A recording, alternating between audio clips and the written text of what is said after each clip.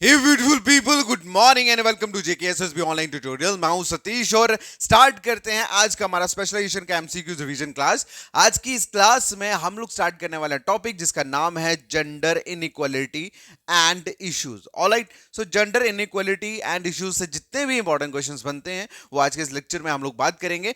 आप सभी लोग जानते हैं इन एमसीक्यू सीरीज के थ्रू मैं आप लोगों के कंसेप्ट को रिवाइज करवाने की कोशिश कर रहा हूं और बाकी जो आपको अनलिमिटेड क्वेश्चन प्रैक्टिस के लिए हम लोगों ने लॉन्च करी है स्पेशलाइजेशन की 3500 प्लस टॉपिक वाइज एमसीक्यूज की बुक। इस बुक में मैंने स्पेशलाइजेशन के सभी यूनिट के टॉपिक वाइज एमसीक्यूज जो है वो सेट करे हैं, जहां पे आप अनलिमिटेड क्वेश्चंस को प्रैक्टिस कर सकते हैं। ये बुक आपकी मार्केट में शॉप्स पे भी अवेलेबल है और ये ऑनलाइन भी अब अवेलेबल है। आप लोग इसे बाय करने के लिए मुझे मैसेज कर सकते हैं मेरे व्हाट्सएप नंबर 70063327 पे। ऑलराइट, और मैसेज में आपको सिंपल लिखना है बुक। जैसे आप बुक लिखेंगे आपको सारी की सारी डिटेल जो है वो मिल जाएगी। ये एक ऐसी बुक है जहां पे exam related, JKSSB exam related सारे एमसीक्यूज टॉपिक वाइज अपडेट करे हैं, जहां आप अनलिमिटेड क्वेश्चंस की प्रैक्टिस कर सकते हैं। ऑलराइट, क्योंकि स्पेशलाइजेशन एक नया सब्जेक्ट है जिसे नहीं पता, मैक्सिमम लोगों को नहीं पता कि किस तरह के क्वेश्चन पूछे जाते हैं, इसीलिए इस बुक में वो सारी की सारी प्रॉब्लम के सॉल्यूशंस आपको प्रोवाइड करके दिए। तो जितने भी बच्चे जिन्होंने अभी बुक बाय नहीं करी तो अभी मैसेज करें इस नंबर पे, एंड जितने भी बच्चों की आज बुकिंग होगी कल उन्हें पोस्ट ऑफिस के थ्रू कुरियर जो है वो बुक कर दी जाएगी। ऑलराइट, तो चलिए फिर स्टार्ट करते हैं आज का हमारा लेक्चर। और आज के लेक्चर का नाम जैसे आप सभी जानते हैं, आज के लेक्चर का नाम है gender inequality and issues. Alright, so gender inequality क्या है एंड उससे होने वाले इश्यूज क्या है, वो सारे के सारे इस लेक्चर में हम बात करेंगे। सबसे पहले कंसेप्ट क्लियर करेंगे, उसके बाद एमसीक्यूज जो है वो हम करेंगे। ठीक है, देखो आप लोग सभी जानते हैं जेंडर जो है, जेंडर वर्ड जो है आप सभी लोग जानते हैं, अगर आपने हिंदी में पढ़ा होगा बचपन में, स्त्रीलिंग पुल्लिंग है ना, पढ़ा होगा ना। ठीक है, तो जेंडर का मतलब होता है मेल फीमेल। अब जेंडर इनइक्वालिटी का मतलब क्या होता है? इक्वालिटी तो हो गया बराबर, अब इनइक्वालिटी क्या होता है? इनइक्वालिटी का मतलब होता है जब उन्हें एक नजर से नहीं देखा जाता। ठीक है, तो उसी को बोलते हैं, मतलब आप सभी लोग जानते हैं बेसिकली जेंडर इनइक्वालिटी का अगर मैं मतलब बता दूं तो जेंडर इनइक्वालिटी का मतलब होता है कि किसी एक पर्टिकुलर जेंडर को डिस्क्रिमिनेट करना उसके सेक्स के बेसिस पे, मतलब वो मेल फीमेल के बेसिस पे, जब हम सामने वाले इंसान को जब हम डिस्क्रिमिनेट करते हैं या किसी को प्रायोरिटाइज करते हैं, ठीक है, तो उसी को बोलते हैं जेंडर इनइक्वालिटी। जैसे फॉर एग्जांपल आप लोग सभी जानते हैं कि पुराने जितने दशकों से आप लोग देखते हैं कि लड़कों को एक अलग तरह की प्रायोरिटी जो है फैमिली में दी जाती है ओवर गर्ल्स। ठीक है, मतलब लड़कियों के खैर आज तो एजुकेटेड जमाना है, आज तो वो सीन है ही नहीं, लेकिन अगर हम पीछे पुराने जाएं, पिछला देखें सिस्टम, तो वहां पे लड़कों को जो है वो ज्यादा प्रेफरेंस दी जाती थी एज कंपेयर टू गर्ल्स। ठीक है, तो उसी चीज को देखो, male female that is different sex, right. तो जब जब डिस्क्रिमिनेशन होता है on the basis of sex उसे बोलते हैं जेंडर इनइक्वालिटी। क्या बोलते हैं उसको? Gender inequality. और इस जेंडर इनइक्वालिटी की वजह से होने वाली जो प्रॉब्लम्स होती है, जैसे वायलेंस हो गया या किसी को मौका नहीं मिलना, तो वो क्या है? वो इश्यूज हैं। ठीक है, तो वही सारी की सारी चीजें हमने इस टॉपिक में, मैंने आपको पेड कोर्स में बहुत अच्छे से पढ़ाई थी, डिटेल में पढ़ाई थी। ठीक है, अब उसी के रिलेटेड हम एमसीक्यूज करने वाले हैं और मुझे उम्मीद है कि अब आपको एक जो अंडरस्टैंडिंग है वो हो चुकी होगी। मैं एक बार फिर से बोल देता हूं, जेंडर इनइक्वालिटी का मतलब क्या होता है? जेंडर इनइक्वालिटी का मतलब होता है जब किसी एक पर्सन के साथ, मतलब किसी एक सेक्स के साथ, ठीक है, डिस्क्रिमिनेशन किया जाता है। ठीक है, discrimination on the basis of sex या जेंडर। ठीक है, ठीक है, और या किसी एक जेंडर को ज्यादा प्रायोरिटी दी जाती है एज कंपेयर टू अदर। ठीक है, तो उसको बोलते हैं जेंडर इनइक्वालिटी। ठीक है, जैसे फॉर एग्जांपल लड़कों को काफी, मतलब स्टार्टिंग से ही प्रायोरिटी दी जाती है हर किसी चीज में, और लड़कियों को हमेशा ये बोला जाता था कि भाई तुम ये मत करो, तुम ऐसा ना करो, तुम इज्जत हो, तुम कल को किसी का घर चले जाना है। ठीक है, मतलब हर चीज में रोक टोक। और वहीं पे अगर हम एम्प्लॉयमेंट की बात करें तो वहां पे भी अगर हम बात करें तो एक हायर पोस्ट पे या हायर सैलरी जो होती थी वो एक मेल पर्सन को दी जाती, फीमेल को नहीं। क्यों? क्योंकि उनको लगता है कि मेल पर्सन ज्यादा काम करते हैं, ज्यादा एक्टिव होते हैं एज कम्पेयर टू गर्ल्स या वुमेन, सो उनको कम देखा जाता। तो इन सब चीजों को, जब ये सारी डिस्क्रिमिनेशन होती है on the basis of sex, ठीक है, मतलब मेल को ज्यादा प्रायोरिटी दी जा रही है एज कम्पेयर टू फीमेल, तो उस चीज को बोलते हैं जेंडर इनइक्वालिटी। और इसी चीज से होने वाले जो प्रॉब्लम्स होती हैं, इश्यूज होते हैं, वो सारा इसी टॉपिक में हमने पढ़ा था, जिसे बोला जाता है जेंडर इनइक्वालिटी एंड इश्यूज। ठीक है, तो आज इसी के क्वेश्चन जो है हम करने वाले हैं। मुझे उम्मीद है कि आपको सारी चीजें जो है बहुत अच्छे से समझ आएंगी। ठीक है, तो पहला जो क्वेश्चन हमारा पूछा गया है कि बताइए what are the what are some types of gender inequality that is mentioned in the text। ठीक है, कहने का मतलब ये कि नीचे जो आपको ऑप्शंस दिए हैं, ठीक है, टेक्स्ट जो दिया है, बताइए उसमें कि इसमें से कौन सी कुछ ऐसी टाइप्स हैं, किसकी जेंडर इनइक्वालिटीज की टाइप है। ठीक है, देखो मैं आपको एक चीज बताता हूँ, यहाँ पे क्या लिखा है। अगर हम बात करें इनइक्वालिटी की, तो जाहिर सी बात है इनइक्वालिटी कहाँ से निकलती है, फैमिली से निकलती है। ठीक है, निकलती है फैमिली से। देखो फैमिली में ही आप लोगों को देखने को मिलता है कि बॉयज को रोक टोक कम होती है, गर्ल्स को ज्यादा होती है। ठीक है, बॉयज को अपॉर्चुनिटी ज्यादा होती है, गर्ल्स को कम होती है। बॉयज को बाहर भेजने के लिए, उनके फ्यूचर्स के लिए, देखो आज के टाइम की मैं बात नहीं कर रहा भाई, पहली चीज ये समझ लेना। कोई बंदा अगर ये क्रिटिसाइज कर रहा सर आज नहीं होता, ये नहीं होता, भाई मैं आज की बात नहीं कर रहा, मैं पुराने टाइम की बात कर रहा हूँ। ठीक है, तो आज अगर हम देखें, ठीक है, अगर हम आज देखें तो फैमिली में भी आपको इक्वालिटी देखने को मिलती है। उसके बाद नेटेलिटी, नेटेलिटी मतलब होता है जन्म से ही। ठीक है, जन्म से ही आपको ये चीजें जो है, मतलब इनइक्वालिटी जो है वो देखने को मिलती है। उसके बाद आपको प्रोफेशनल एम्प्लॉयमेंट में भी इनइक्वालिटी देखने को मिलती है बॉयज गर्ल्स में। तो इसका जो आंसर होगा that will be all of the above. क्या आंसर है इसका? All of the above. ये सारी की सारी जेंडर इनइक्वालिटीज की टाइप्स है। ओके, हमारा नेक्स्ट जो क्वेश्चन है, पूछा गया है कि when did divorce proceeding become equal for main and women. ठीक है, तो मतलब डाइवोर्स की प्रोसीडिंग के लिए, मतलब डाइवोर्स प्रोसीडिंग जो है वो कब बराबर हुई मेल फीमेल के लिए या मैन वीमेन के लिए, कब हुई थी? तो इसका जो आंसर है दैट इज 1976 में। ठीक है, 1976 में। अगला जो क्वेश्चन है, पूछा गया है कि बताइए what is the reason divorce are rare despite legal provision. कहने का मतलब ये कि ऐसा कौन सा रीजन है जिसकी वजह से आज अगर हम देखें फैमिलीज में डाइवोर्स जो है वो रेयर है, जबकि उन्हें पूरे के पूरे लीगल प्रोविजंस दिए गए हैं कि अगर आपके साथ ऐसे होते हैं तो आप डाइवोर्स ले सकते हो। तो सबसे जो रीजन है मेन जिसकी वजह से डाइवोर्स जो है वो कम होते हैं, दैट इज पब्लिक कंडेमिनेशन। ठीक है, मतलब पब्लिक जो है, अगर कोई बंदा डिवोर्स ले रहा है, फॉर एग्जांपल कोई विमेन जो है वो, उसको उसको उसको दिक्कत है, वो उसको अलग होना है, तो फैमिली और मतलब जो पब्लिक है उस चीज को बोलता है यार तुम ये कर लोगे तो तुम्हारा ये कैसे होगा, लाइफ के मतलब जो पब्लिक का ओपिनियन है। पब्लिक कंडेम का मतलब होता है क्रिटिसाइज करना। ठीक है, तो मतलब पब्लिक क्रिटिसिज्म की वजह से ये जो डाइवोर्स है वो बहुत रेयर देखने को मिलते हैं इन टर्म ऑफ वीमेन। ठीक है, जबकि उनको सारे के सारे लीगल प्रोविजंस मतलब उनके साथ है कि अगर आप चाहो तो आप कर सकते हो। क्लियर? अगला जो क्वेश्चन है, पूछा गया है बताइए what is an example of inequality in the family. ठीक है, फैमिली में आपको किस तरह की, मतलब पूछा गया है कि फैमिली में इनइक्वालिटी की क्या एग्जांपल है जो आप दे सकते हैं। ठीक है, तो फैमिली में जो एग्जांपल है that is unequal division of responsibilities. ठीक है, कहने का मतलब ये कि फैमिली में जितने भी मेंबर्स होते हैं, यू विल सी हर एक बंदे की रिस्पॉन्सिबिलिटी अलग होती है on the basis of gender. ठीक है, ऑन देखो आज भी मैक्सिमम जगहों पे अगर आप देखोगे on the basis of gender जो काम है वो डिवाइड किया गया है। मैं अर्बन की बात नहीं कर रहा, मैं हर मतलब हाईली एडवांस कंट्रीज की बात नहीं कर रहा। वहां पे हर एक बंदा का जो रोल रिस्पॉन्सिबिलिटी में भी इक्वल हो सकता है and they are performing that, but in our country, but most of the parts, in most of the parts of our country still there are people, there are families जहां पे responsibilities जो है वो unequal distribution है on the basis of their gender. Alright, तो ये एक example है inequality in the family. Next जो क्वेश्चन है, पूछा गया है कि बताइए what does natality inequality refers to. देखो नेटेलिटी जो है, नेटेलिटी इनइक्वालिटी जो है वो किस चीज को रेफर करते हैं, क्वेश्चन में ये पूछा। देखो मैंने आपको स्टेजेस पढ़ाई थी, अगर आपको याद होगा, उसमें मैंने प्री नेटल, नेटल स्टेजेस, ठीक है, जो जिसमें ह्यूमन डेवलपमेंट की स्टेजेस पढ़ाई थी हमने, अगर आपको याद होगा तो। ठीक है, तो उसमें मैंने आपको बताया था कि नेटल जो है, एक तो प्री नेटल पीरियड जब बच्चा कोख में है, तो नेटल पीरियड किसको बोलते हैं? जन्म से। ठीक है, क्या बोलते हैं? जन्म से। देखो नेटेलिटी इनइक्वालिटी का मतलब होता है जब बॉय और गर्ल को डिफरेंट ट्रीट किया जाता है फ्रॉम बर्थ, मतलब जब उनका मतलब लड़का या लड़की जब उनका जन्म हुआ, तो जब जन्म से ही उनके साथ जिस तरह का अलग अलग ट्रीटमेंट किया जाता है उसको बोलते हैं नेटेलिटी इनइक्वालिटी। देखो लड़का पैदा हुआ बोलते हैं वारिस आ गया, ठीक है, वंश आगे बढ़ेगा, वहीं पे लड़की हुई तो फिर टेंशन बढ़ जाती है, समझ गए? तो मतलब उस चीज को जो डिफरेंटली ट्रीट किया जाता है बॉयज गर्ल्स को बर्थ टाइम पे, उसी को बोलते हैं नेटेलिटी इनइक्वालिटी। ठीक है, क्लियर है? चलिए अगला जो क्वेश्चन है, पूछा गया है कि बताइए what is a consequence of gender inequality in natality. ठीक है, मतलब ये जो जन्म से ही जो इनइक्वालिटी देखने को मिलती है, ठीक है, जन्म से मतलब नेटेलिटी को बोलते हैं जन्म से ही। ठीक है, ये जो इनइक्वालिटी, जेंडर इनइक्वालिटी देखने को मिलती है, उसका क्या कॉन्सिक्वेंसेज होते हैं, क्या उसका रिजल्ट होता है, क्या परिणाम होता है? तो इसका जो आंसर है दैट इज,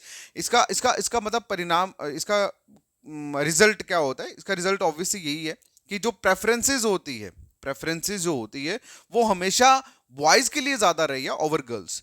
ठीक है, बॉयज के लिए ज्यादा रही है, मतलब बॉयज के लिए चाहत हमेशा ज्यादा रही है पेरेंट्स की ओवर गर्ल। सो इसीलिए ये जो नेटेलिटी, जेंडर इनइक्वालिटी जो है वो ज्यादातर देखने को मिलती है। ठीक है, और ये मैक्सिमम यही है कि जेंडर इनइक्वालिटी जो है, नेटेलिटी, वो किस किस बेसिस पे शो होती है। जब मतलब एक बंदा चाहता है कि यार हमारे घर में बेटा पैदा हो, जब बेटे की जगह बेटी पैदा हो जाए, तो फिर वो डिफरेंट ट्रीटमेंट जो होता है उसी को बोलते हैं नेटेलिटी ट्रीटमेंट। और ये नेटेलिटी ट्रीटमेंट नहीं, नेटेलिटी इनइक्वालिटी। ठीक है, और ये नेटेलिटी इनइक्वालिटी जो है किसकी वजह से आता है? ये चाहत की वजह से आता है, भाई हमें तो लड़का चाहिए था, लड़की होगी। समझ आई?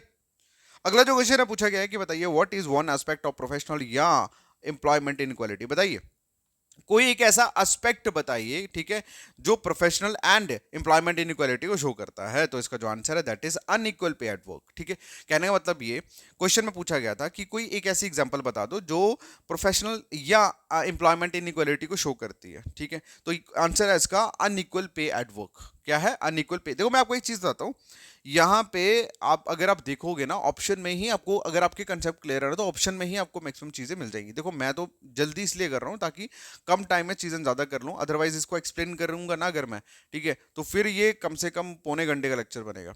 ठीक है, लेकिन वो एक्सप्लेन करने की जरूरत ही नहीं, क्योंकि पेड में मैंने ऑलरेडी ठूस ठूस के आपको बताया कि हमें किस तरह से क्वेश्चंस को सॉल्व करना है। ठीक है, देखो मैं आपको एक चीज बताता हूँ, अगर सपोज मुझे इसका आंसर नहीं पता होता, ठीक है, तो मैं कैसे करता, यहाँ प्रोफेशनल एम्प्लॉयमेंट का है। ठीक है, अब प्रोफेशनल एम्प्लॉयमेंट जो है वो lack of access of education, मतलब एजुकेशन तो दी नहीं जाती एम्प्लॉयमेंट में।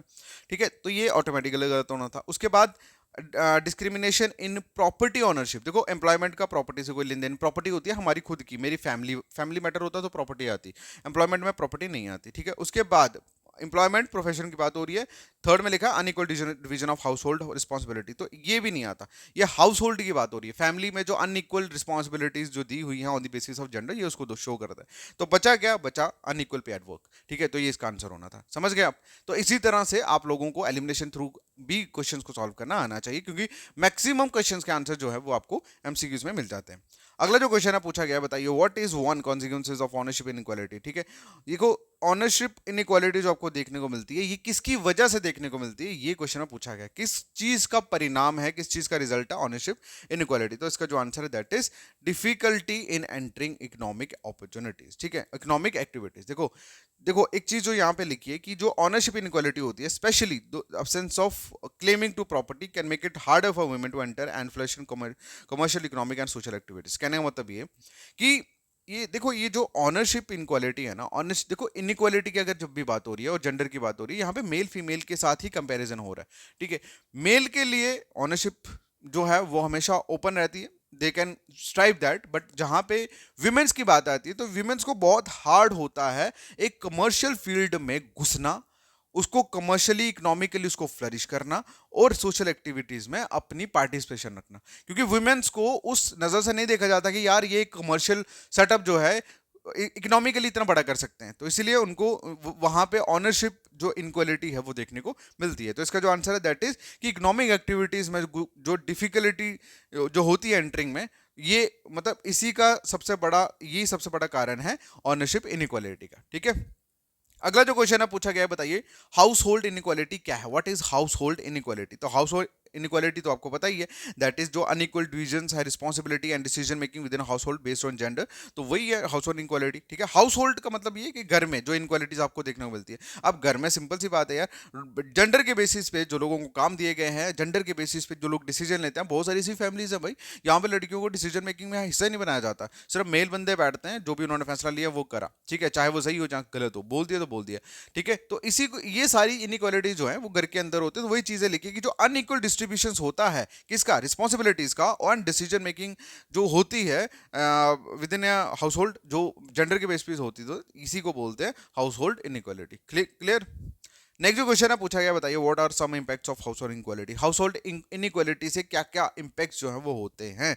तो इसका जो मेन इंपैक्ट है that is derivative inequality in employment and recognition. ठीक है, देखो मैं आपको एक चीज बताता हूँ, यहाँ पे क्या लिखा हुआ है, यहाँ पे लिखा है what are some impact of household inequality. Household inequality की बात करिए, घर की। ठीक है, घर में 10-12 लोग, अडल्ट लोगों की बात की जा रही है, जिसमें मेल फीमेल आ रहे हैं। ठीक है, तो इसमें एजुकेशन का कोई लेन देन है ही नहीं। ठीक है, ठीक है, एजुकेशन का कोई लेन देन है नहीं।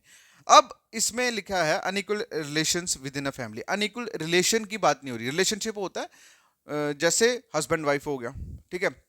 अब यहां पे हो सकता है जॉइंट फैमिली है और जॉइंट फैमिली में कितने हस्बैंड्स होंगे कितनी वाइफ्स होंगी, तो हम बात कर रहे हैं जेंडर्स की, ठीक है। तो जाहिर सी बात है रिलेशन वाला भी नहीं होगा, ठीक है। अब इसमें unequal distribution of wealth, wealth की तो बात ही नहीं हो रही यहाँ पे, ठीक है। फैमिली में फीमेल की तो मतलब वेल्थ के ऊपर होता ही नहीं, घर में सारी की प्रॉपर्टी बंदों के नाम पे होती है, तो बचा क्या, बचा आप लोगों का derivative inequality in employment and recognition, ठीक है।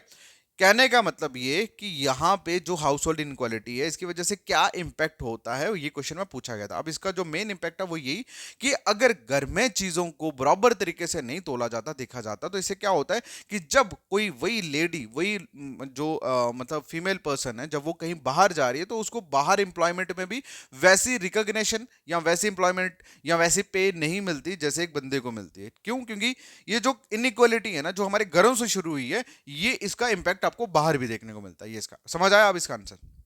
नेक्स्ट जो क्वेश्चन पूछा गया है, बताइए what is one of the contemporary challenge related to gender inequality. आज के दौर पे जेंडर इनक्वालिटी के रिलेटेड सबसे बड़ा चैलेंज जो है वो क्या है, क्वेश्चन में पूछा गया। तो इसका जो आंसर है दैट इज पॉवर्टी। क्या आंसर है? पॉवर्टी। तो पॉवर्टी जो है वो एक आज के टाइम पे एक बहुत बड़ा, मतलब आप लोग कह सकते हैं कि ऐसा चैलेंज है जो रिलेटेड है जेंडर इनक्वालिटी से, ठीक है, जेंडर इनक्वालिटी से। क्लियर? समझ आई? देखो अगर हम क्वेश्चंस पॉइंट, ये एमसीक्यूज पॉइंट ऑफ व्यू से बात करें तो एक्सेस ऑफ एजुकेशन ये ऐसा कुछ भी नहीं है। एजुकेशन हम ले सकते हैं, ठीक है, पढ़ सकते हैं। आज भी देखो अगर आप गांव में भी जाओगे ना, वहां पे भी लड़की को 10वीं तक तो पढ़ाया होगा, एटलीस्ट इतना तो पढ़ाया होगा कि वो अपना नाम लिख ले या कोई चीज़ लिखी हुई को पढ़ ले, ठीक है। तो ये तो नहीं आता। उसके बाद हेल्थ केयर का तो कोई काम ही नहीं है यहाँ पे। अगर कोई लड़की या लड़का बीमार पड़ता है तो भाई उसको इलाज तो होता ही है, ठीक है। उसके बाद आता है अनएम्प्लॉयमेंट। अनएम्प्लॉयमेंट जो है वो मतलब कहीं ना कहीं कुछ परसेंट चीजें हैं, लेकिन अनएम्प्लॉयमेंट अगर मतलब जेंडर के बेसिस पे अगर बोलो तुम लड़की हो हम उसको नहीं रखेंगे तो फिर भी गलत हो जाता है। तो इसका जो रिमेनिंग जो सही आंसर वो है इसका पॉवर्टी। अगला जो क्वेश्चन है पूछा गया, बताइए what is one form of gender based violence, ठीक है। मतलब जेंडर बेस्ड वायलेंस जो होता है उसकी एक फॉर्म बता दो, कोई एक फॉर्म बता दो, ये क्वेश्चन में पूछा गया। तो इसका जो आंसर है दैट इज बॉडी शेमिंग। क्या है? Body shaming. मतलब एक इंसान की बॉडी को लेके मतलब कोई कमेंट पास करना या क्रिटिसाइज करना उसको, ठीक है, ये एक तरह का जेंडर बेस्ड वायलेंस है। ये एक तरह की टाइप है किसका? जेंडर बेस्ड वायलेंस का। क्लियर? अगला जो क्वेश्चन है पूछा गया है कि बताइए what is the consequences of gender based violence. Gender based violence का परिणाम, कॉन्सिक्वेंसेज का मतलब होता है रिजल्ट, परिणाम क्या है, ठीक है। तो इसका जो आंसर है दैट इज साइकोलॉजिकल वायलेंस, ठीक है। मतलब जब आप किसी इंसान के साथ जेंडर बेस्ड वायलेंस करते हो, मतलब उसके जेंडर के बेसिस पे उसके साथ कुछ गलत करते हो, तो इंसान जो है ना वो साइकोलॉजिकली क्या होता है, उसको उसको साइकोलॉजिकली उसका वायलेशन होता है, ठीक है। तो वही चीज लिखी हुई है। अगला जो क्वेश्चन है पूछा गया है, बताइए what is one type of violence. मतलब कोई एक टाइप का वायलेंस जो है वो बता दो, इसमें कौन सा है, ठीक है। देखो मैं आपको एक चीज बताता हूँ। अगर हम सपोज करो मैंने टॉपिक नहीं पढ़ा हुआ फॉर एग्जांपल, ठीक है, मैं इसको क्वेश्चन को कैसे सॉल्व करूंगा। मैं सबसे पहले देखूंगा कि भाई वर्बल वायलेंस, ठीक है, जो मतलब बोल से आप किसी को गाली गलौज कर रहे हो या बातचीत से कर रहे हो उसको बोलते हैं वर्बल वायलेंस, ठीक है। तो पता लग गया भाई ये आंसर हो सकता है। फिर हम बाकी भी देखते हैं। यहाँ पे लिखा lack of girls friendly school environment. मतलब एक ऐसा स्कूल जहां पे गर्ल्स फ्रेंडली स्कूल नहीं है वो, ठीक है, ये तो हो नहीं सकता, ठीक है, ये इसका आंसर नहीं है। ये वायलेंस का पार्ट नहीं है। डिस्क्रिमिनेशन का हो सकता है, वायलेंस का नहीं है, ठीक है। वायलेंस होता है प्रताड़ना, समझ गए आप। Killing girls in the fit मतलब कोक में लड़की को मार देना, तो ये भी इसका आंसर नहीं है। नेक्स्ट आता है लैक ऑफ पॉलिटिकल रिप्रेजेंटेशन। कहाँ आ गए भाई इसमें? तो इसका जो आंसर रहता है दैट इज वर्बल वायलेंस, ठीक है। वर्बल वायलेंस जो है that is a type of violence. Next जो क्वेश्चन है पूछा गया है, but what is a contemporary challenge related to gender inequality. Gender inequality के रिलेटेड कौन सा चैलेंज है, ये क्वेश्चन में पूछा गया है, ठीक है। देखो अब मैं आपको एक चीज बताता हूँ। ये क्वेश्चन हमने लास्ट में भी पढ़ा, ठीक है, वहां पे ऑप्शंस के बेसिस पे हमने इसका आंसर दिया। अब यहां पे देखो, यहां पे क्या है, यहां पे लिखा है कि जेंडर इनइक्वालिटी जो है इसके रिलेटेड आज के टाइम पे जो चैलेंज है वो क्या है। इसमें आंसर दिया गया है lack of girls friendly school environment, ठीक है। क्यों दिया है पहले मैं आपको पुराना वाला बताता हूं, एक सेकेंड। देखो यहां पे क्या लिखा है, जेंडर बेस्ड वायलेंस का कॉन्सिक्वेंसेस पूछा गया, यही है ना। मतलब व्हाट इज अ कंटेम्प, ये सॉरी ये नहीं है, एक सेकेंड। हाँ देखो यहाँ पे क्या है, यहाँ पे लिखा है कि यहाँ पे जो चैलेंज पूछा गया ऑप्शन के हिसाब से इसका आंसर बनता था पॉवर्टी, ठीक है। इसका आंसर क्या बनता था? पॉवर्टी। अब यही सेम क्वेश्चन जो है नेक्स्ट जो पूछा गया, देखो यहां पे जो क्वेश्चन बनता है इसका एमसीक्यूज पॉइंट ऑफ व्यू से, that is lack of girls friendly school, ठीक है। Lacks of girls friendly school challenge related to gender inequality, ठीक है, जेंडर इनइक्वालिटी। ऑलराइट, चलिए अगला जो क्वेश्चन है पूछा गया है कि बताइए which issue is associated with early marriage and pregnancy, ठीक है। What issue is associated with early marriage and pregnancy, तो इसका जो मतलब जो ऑप्शन है that is related with child marriage and early pregnancy, ठीक है। समझ आई, क्वेश्चन में ये पूछा गया था कि कौन सा ऐसा इशू है जो अर्ली मैरिज और प्रेगनेंसी के साथ रिलेटेड है, तो ऑब्वियस सी बात है चाइल्ड मैरिज और प्रेगनेंसी के साथ रिलेटेड है।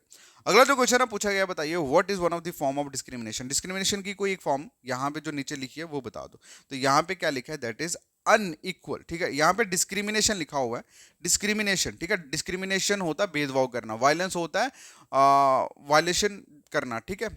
तो डिस्क्रिमिनेशन की अगर हम बात करें तो डिस्क्रिमिनेशन पॉइंट ऑफ व्यू से यहाँ पे जो आंसर आएगा that is unequal seats in politics, ठीक है।